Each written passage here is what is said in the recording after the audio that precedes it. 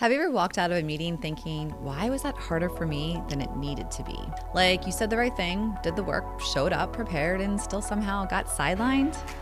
Welcome to Loud and Lifted Quick Lift, the under 10-minute episode where we turn big insights into small, repeatable moves you can use this week. I'm your host, Betsy Ham.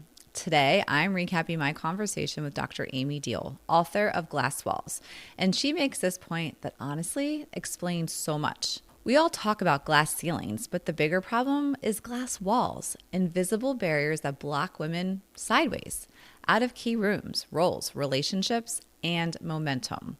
She breaks workplace gender bias into 6 glass walls. Let's hit the highlights fast, and then I'll give you what we can do at the end. The first gender bias is male privilege.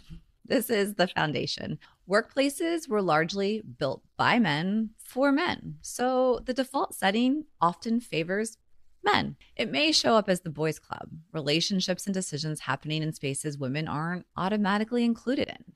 Examples that Amy shared is the after-hours bonding that's sometimes harder to attend if you're carrying home responsibilities. Casual norms like golf outings, where trust and access get built. And even language, like calling a mixed group, hey, you guys, or man hours, or councilmen.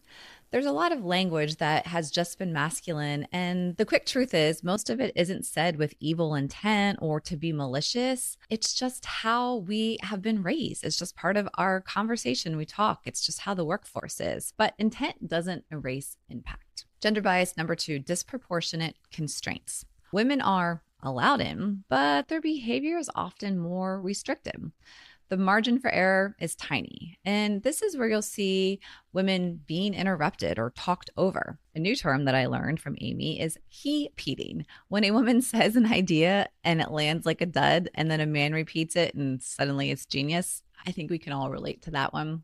And then the double bind. If you're confident, you get backlash. If you're tentative, you get dismissed. And lastly, your appearance being scrutinized way more than a man. It's exhausting because you're not just doing the job, you're managing the reaction to you doing the job. Gender bias number 3, insufficient support.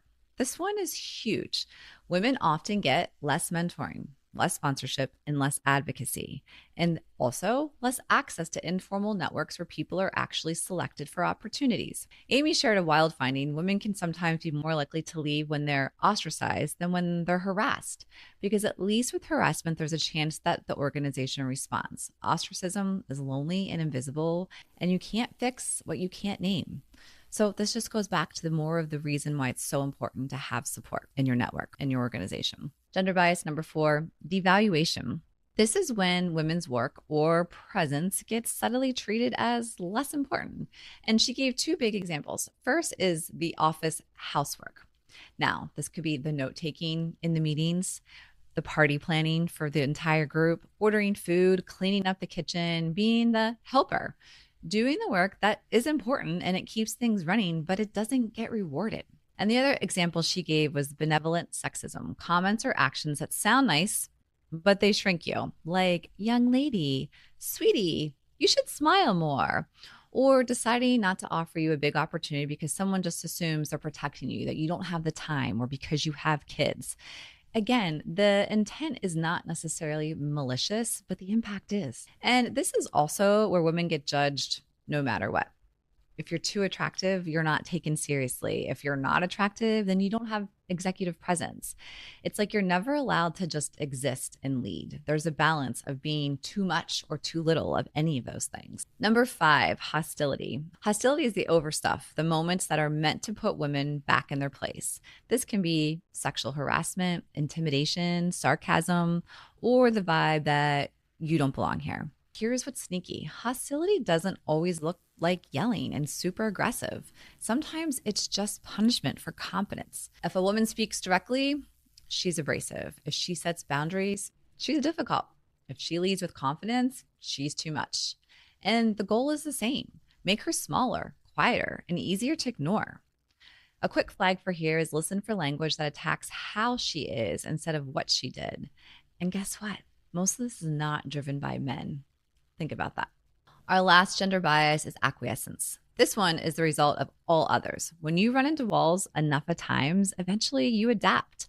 It can look like self-silencing, shrinking your goals, opting out of promotions because you know the higher level comes with more stress, more judgment, and fewer supporters. Or you start thinking it's just not worth the hassle.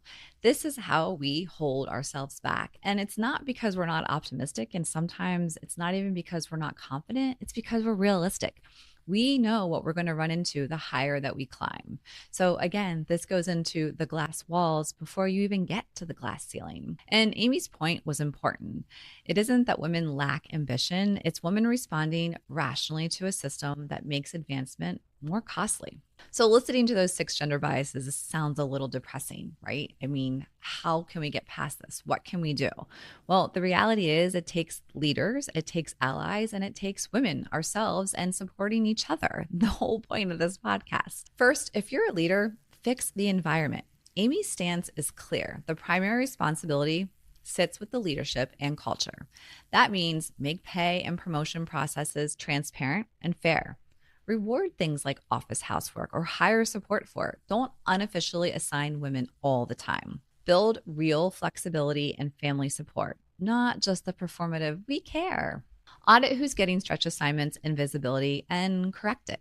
Translation, don't tell women to be tougher, make the game less rigged. And again, this is being intentional. A lot of times these things have just been set up. It's the way you've always been doing it, but it's taking a step back and really looking at your policies and your procedures, but then also your culture and how is your team actually handling themselves.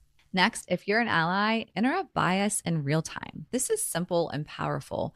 If a woman gets interrupted, bring it back. Hold on, I want to hear her finish that. Or if it's the he repeating, if that happens, just saying, Maria just said that. Can we go back to her point? And if someone makes a biased comment, use Amy's tool, flip it to test it. Would you say that to a man? Would you tell a man to smile more, to be happier? If the answer is no, you found your bias.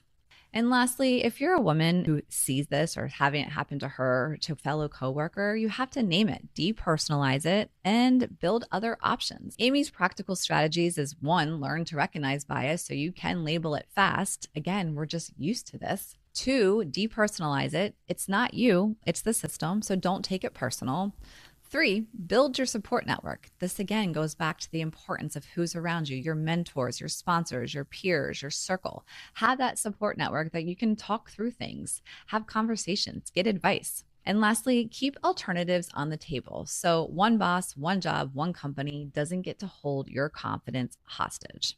It can feel super overwhelming and frankly depressing when we break down these biases. I'm sure we can all relate to more than we want to. It isn't hopeless, however. We just have to continue to make progress. And the only way we are going to do that is together. If you haven't listened to Amy's full episode, I strongly encourage you to do so. And then send this to a friend or an ally. Please continue to stay loud for what's right and lift each other.